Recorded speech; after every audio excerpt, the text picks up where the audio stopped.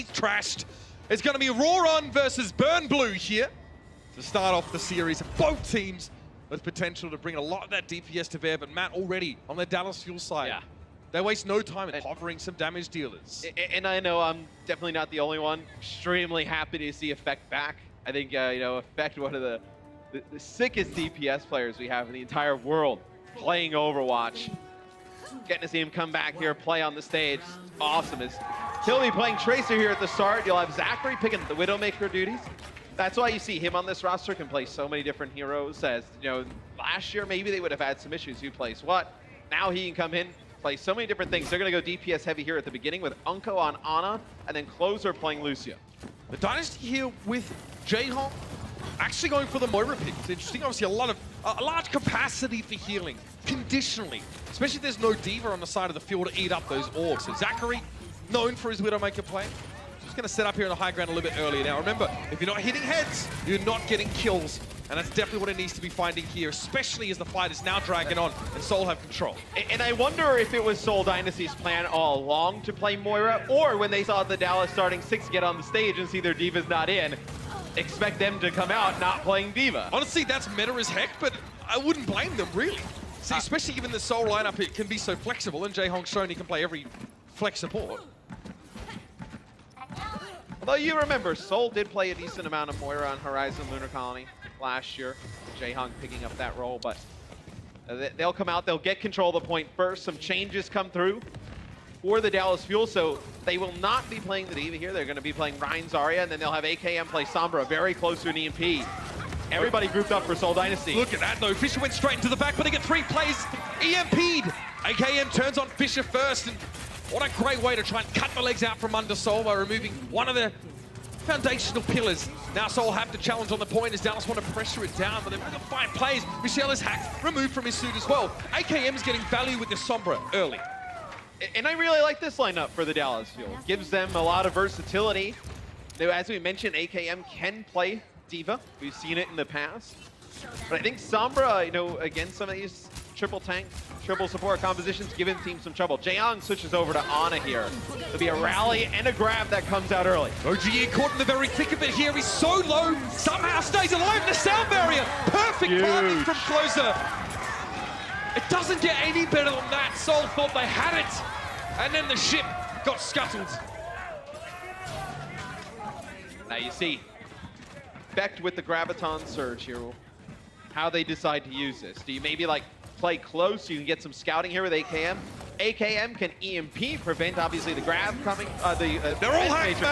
Yeah, you don't need to use grab. You go in, you get 2 picks, you can back out. But now I think what Effect will have to do is throw the grab into the wall. You don't want Michelle to eat it up with the defense matrix. This is a much better look from the Dallas Fuel as opposed to their first match of the season.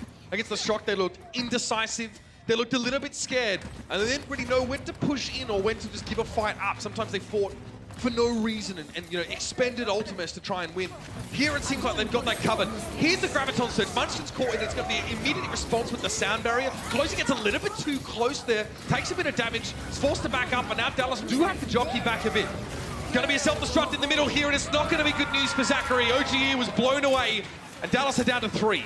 It's a really nice placement of that self-destruct. It was like kind of almost like in the middle between like OG and his shield, and there's nothing he can really do to block that. OG got charged out of the way as well. Yeah. Fisher's more than happy to play Reinhardt right now. And when you saw Effect with that grab earlier, it was actually a really nice grab, and the reason why you see a lot of players throw it into the wall is because with D.Va's defense matrix able to eat the Graviton Surge, once it hits an object, there's nothing there that she can eat. So you see a lot of them opt to play towards the wall. This should be big. Fissure with the nano boost, he's going to go in and get aggressive. Charges forward, hits the wall. He's so far away, but goes for the shadow regardless. Doesn't quite get what he was looking for, though, as Munchkin already fell down, while Fisher was too busy swinging with the hammer. Unko was sending orbs downfield. So Dallas have a 6v5 advantage currently, but they do not control the point. AKM, with that EMP in tow, is going to want to bring that to bear should it be necessary. And yeah, he lets it go quickly. Fisher, defenseless. And now the Dynasty are rudderless. And even though he's knocked out of stealth, I believe that's a fire strike that comes through the shield, he still decides to use the EMP there. you have an opportunity to swing the fight in your team's favor. You have Shatter and Grab here, so you know you take the point back. They're forced to kind of run through. They may not even make it. The timing's not great. Graviton Surge already here for Dallas Fuel, and Jayhawk already falls. From in over the top, the Dynasty can come, but they're down to 4 plays. Make it 3. Fisher falls. Munchkin not far behind. A desperate Graviton Surge, but of course, there was a Transcendence laying in the wait. The Dallas Fuel have made some key improvements over the course of the last couple of days, and it yields this first round. And I think what we saw with San Francisco in the last series is sometimes they started, like towards the end, they started to be a bit passive. I think that may have been an issue with Dallas Fuel the other day. We saw their game. I think when you play Sombra in this type of comp, you have to play aggressive to get any type of value out of those EMPs and those hacks. And you see Dallas, it looks very strong there, Mitch. Value from Sombra. The Widowmaker play obviously didn't really go the way they would have liked it to. OG got to do a heck of a lot of work damage-wise. Things look like they've calmed down a little bit for this roster here. The nerves, of course, shaken off. I think it was mentioned by one of the Dallas Fuel players that they panicked a lot during their match against the Shock. They knew they were up against it. I mean, another year of high expectations for the Dallas Fuel, right? It never ends. High ground is OG. He's going to be that Wrecking Ball play, but the Dynasty are able to sort of work their way around the outside here. And again, they'll just be looking for the weakest target. Will it be a Zachary they try and jump on, or Unco perhaps? Again, just a maneuvering game early in the round. And it really makes it difficult for Munchkin because when teams dive in, what is your, I mean, you have that shield bash with Brig, right? You can do a ton, you can take out some of these flankers. The issue is you have OG, AKM, and Effect coming behind you. So who do you decide to go after? They get AKM early. Yep. Soul dived straight on Unco there. In fact, it was actually OG that had to go back and peel. I don't think Dallas Fuel really want to play reactively with this particular composition now. They're playing the style of Overwatch with that comp. That wants to be the one, the first one to draw blood, the one to force the mistake. This is actually rare. So Seoul Dynasty gets control of the point and then goes all the way back to Swan to switch some heroes. They read that, I think they read that Dallas would switch. They are going to go back. As well. So what's interesting about that is they go straight for a Reinhardt in a 3-3 setup. Thinking that maybe Dallas might go for the Winston, or they just want it. That was a 6 sleep dart. AKM gets put to sleep there by Jae-Hong, and they jump on the Sombra. Take him out as, you can run on against this. There's no Diva on the other side to eat these anti-heal biotic grenades. You can do a ton of work. Fisher loves a bit of a nano boost, Matt. We've already seen it previously. I really feel like this is the team that's built around him very much. Whereas perhaps the Seoul Dynasty of last season, the main tank role wasn't as much of a focus, considering it was a revolving door situation. Munchkin has to shield bash out of the way. He took a lot of poke damage early on. That's a nasty Bionade. That's so gross. Oh. Effect and OGE call by that one. Effect put to sleep, and yet they are absolutely done. Zachary gets one back, Matt, but it's struggle city right now. Dallas. Look, I mean, you can see why Seoul Dynasty lets Jae-Hong play Ana. Just the 6 sleep darts. I mean, remember when Ana was released? He's the original, the one that you think of, that playing the hero. The first World Cup we covered, we started to realize that South Korea was such a dominant force. Players were saying, if you let Jae-Hong do what he wants, he will actually 1v6 you with this hero. Now, granted, Ana was a little bit different back then. Still very powerful, but that's a good EMP. 4 players caught in that one by AKM, but he has to give up his life almost immediately. The fact that he actually got the ult off in itself is pretty amazing, but there it is. Dallas getting EMP'd as well. It lights out Dallas. Seoul Dynasty. Oh, that was not close. And what I think can be scary, as Seoul Dynasty figures out this roster, is that, obviously, you pump some resources into Fisher. We know what he can do for a team. It's Fleta, with how good he is and, with the work that we saw with him on all the damage-dealing heroes last year, he wasn't like a DPS player who needed a ton of resources to be successful, right? I mean, a lot of the times the supports on Seoul Dynasty were just so worried about keeping the tanks alive. That is filthy, dude. As I should look, with Jae-Hong able to play all the flex supports, Fleta not needing a ton of support to play at an insane level, and then you add Fissure in, this could be a really scary team. Seoul Dynasty of all the pieces they need. I mean, I'm sure fans are very happy to see Jae-Hong back in the flex support role and not as the main tank. The fans probably don't want us to say that because we said that last year, but this year they really have all. That's right. They also like being told things that are nice about their team, man. That's one thing I've learned about fans. Positivity. That's what Monty always says. So they're going to go back. So they don't want to run out with this Moira here. Yeah. I mean, again, there's no Diva, but Jaehong would love a bit more Ana action.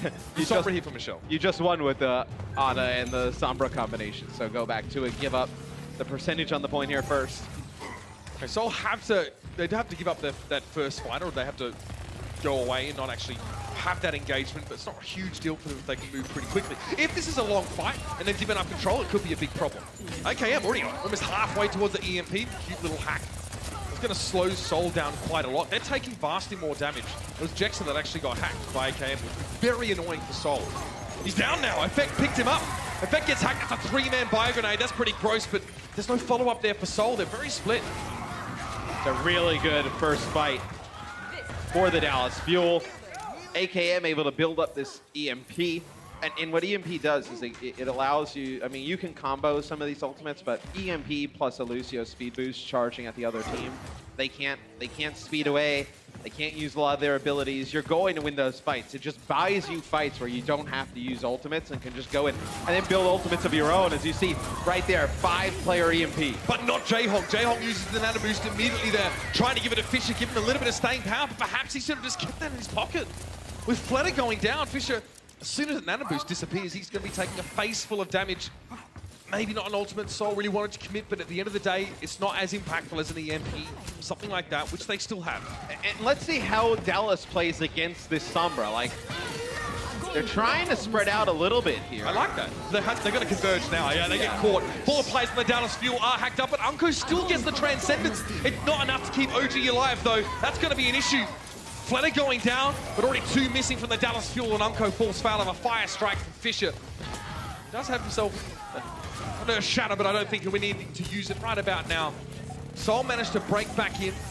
Now EMP definitely still hurt Dallas. It's kind of hard, Matt. Yep. How are you going to split when you're trying to converge on a grab from your own team? It's so difficult as well because, you know, the chokes here, if they all start overwhelming one, like how do you not kind of go over towards your teammates and try and help them out? So you're kind of walking into it.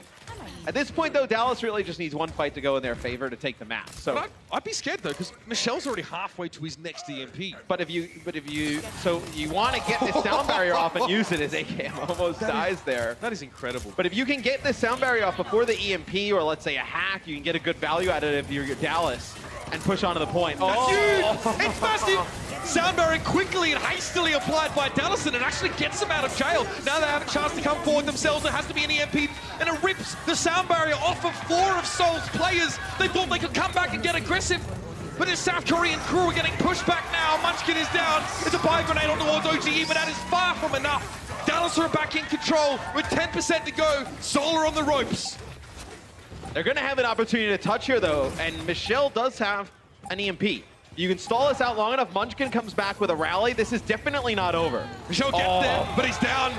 That's not what he wanted. He needed to use that EMP, but Dallas were canny. They saw him coming a mile off, and Fischer is sent packing in much the same way. It's a Graviton Surge. Doesn't really do much for Seoul right here. Getting Zachary's a good start. Jexa really needs to stall this point out, kind of like Mock did in the previous series, but it's so hard. Dallas want to win more. It's as simple as that.